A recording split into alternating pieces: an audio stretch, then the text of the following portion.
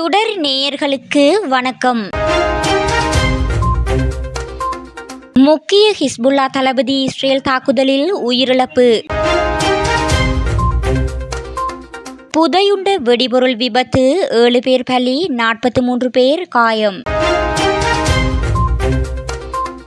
பாகிஸ்தானில் வெடிகுண்டு தாக்குதல், முன்னாள் செனட் உறுப்பினர் உட்பட 5 பேர் பலி. சிட்னி பல்கலைக்கழகத்தில் கத்திக்குத்து தாக்குதல், 14 வயது சிறுவன் கைது. பிரித்தானியாவில் இந்திய வம்சாவளி வைத்தியர் சடலமாக மீட்பு. இஸ்ரேல் படைகள் நடத்திய வான் தாக்குதலில் 12 பாலஸ்தீனர்கள் பலி. இனி தொடர்வன விரிவான செய்திகள்.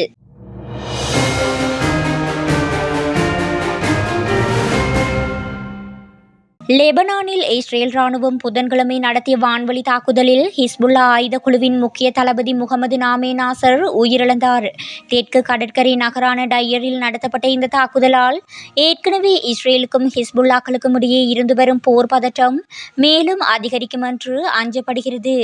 இந்த தகவலை உறுதிப்படுத்திய ஹிஸ்புல்லா அமைப்பினர் கொல்லப்பட்ட தளபதி ஆசிஸ் படைப்பிரிவுக்கு தலைமை வகித்து வந்ததாக தெரிவித்தனர். முகமது நாமே நாசர் என்ற வாகனத்தை குறிவைத்து தாக்குதல் நடத்தப்பட்டதாக சமூக ஊடகங்களில் வெளியான வீடியோக்கள் தெரிவிக்கின்றன. எனினும் இந்த தாக்குதலை இஸ்ரேல் இதுவரை உறுதிப்படுத்தவில்லை. இஸ்ரேலுக்கும் ஹமாஸ் அமைப்புக்கும் கடந்த அக்டோபர் 7 போர் தொடங்கியதிலிருந்து இஸ்ரேல் ராணுவ நிலைகளை குறிவைத்து ஹிஸ்புல்லாக்களும் ஹிஸ்புல்லா தளபதிகளை குறிவைத்து இஸ்ரேல் படையினரும் பரஸ்பரம் தாக்குதல் நடத்தி வருகின்றனர். குறித்த இந்த மோதல் முழு போராக உருவெடுத்ததால் அது இரு தரப்பிலும் பேரழிவை ஏற்படுத்தும் என்று அமெரிக்கா உள்ளிட்ட நாடுகள் கவலை தெரிவித்து வருகின்றன. வியட்நாமுக்கு தெற்கில் உள்ள நாடான லாவ்ஸில் புதையுண்ட வெடிபொருள் வெடித்த விபத்தில் கடந்த 6 மாதங்களில் 7 பேர் பலியானதாகவும் 43 பேர் காயமுற்றதாகவும் தெரிவிக்கப்பட்டுள்ளது.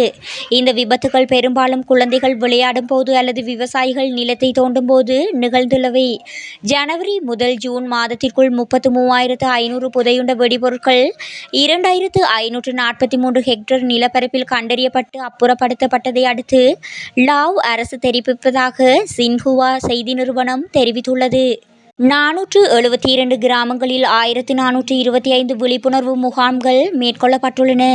இதில் 1,53,663 பேருக்கு வெடிபொருள் குறித்த விழிப்புணர்வு அளிக்கப்பட்டது. 20 விபத்துகளில் 43 பேர் பாதிக்கப்பட்டதாக தெரிகிறது.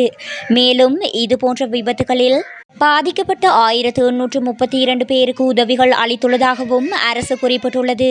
மிக அதிகமாக குண்டு வீசப்பட்ட நாடுகளில் ஒன்று லாவ்ஸ். 1964 முதல் 1973 வரையிலான காலகட்டத்தில் 20 லட்சத்துக்கும் அதிகமான டன் வெடிபொருள் விங்கு வீசப்பட்டுள்ளது. அவற்றில் 30% வெடிக்காமல் புதையுண்டன.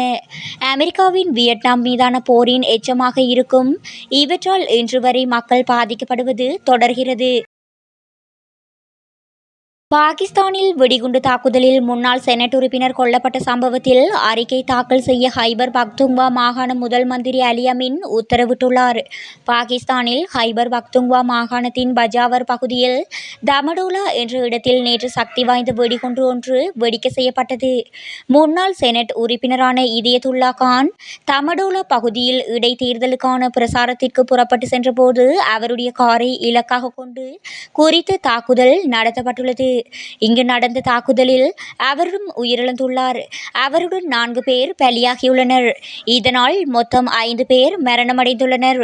எனினும் இந்த தாக்குதலுக்கு ஒருவரும் பொறுப்பேற்கவில்லை எனவும் இது பற்றி அனைத்து வகையிலும் விசாரணை நடத்தி அது பற்றி அறிக்கை தாக்கல் செய்யப்பட வேண்டும் என ஹைபர் பக்துங்வா மாகாண முதல் மந்திரி அலி அமீன் கந்தபூர் உத்தரவிட்டுள்ளார்.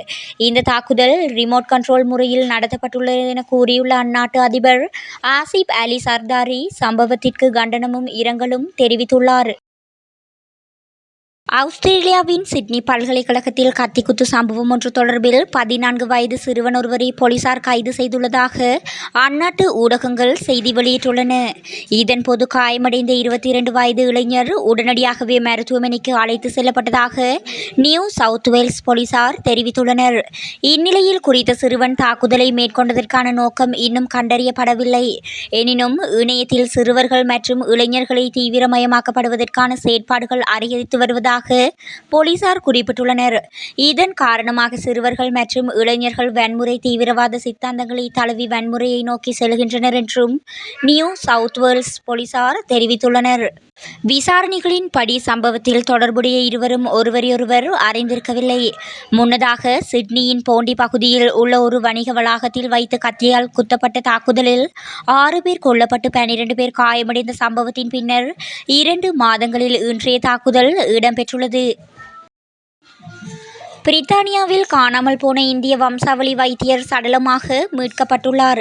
இங்கிலாந்தின் இப்ஸ்விச்சில் குடும்பத்துடன் வசித்து வந்த மலையாளியான வைத்தியர் 56 வயதுடைய ராமசாமி ஜெயராம் இறந்த நிலையில் கண்டெடுக்கப்பட்டுள்ளார்.